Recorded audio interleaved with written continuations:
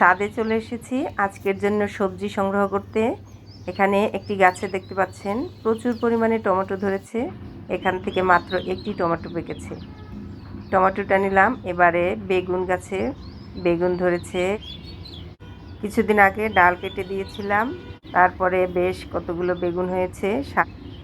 বেগুনের জন্য বেগুন আমার বাজার থেকে আর সংগ্রহ করতে হবে না, এখান থেকেই মাশাআল্লাহ বেগুন প্রতিদিন নিতে পারবো। এই যে এগুলো বেগুন তুলেছি। এখানে হয়েছে কয়েকটি বরবটি গাছগুলো পুরনো হয়ে গেছে, কেটে ফেলতে চেয়েছিলাম কিন্তু দেখি আবার নতুন করে ফুল ফল আসতেছে।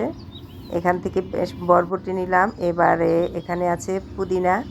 মাশাআল্লাহ পুদিনা গাছগুলো কত সুন্দর হয়েছে। এখান থেকে নেব কিছু পুদিনা পাতা।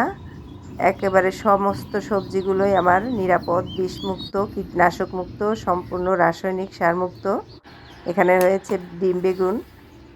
একটি বেগুন পাকানোর জন্য রেখেছি, আর একটি আজকের জন্য নিয়ে নিলাম।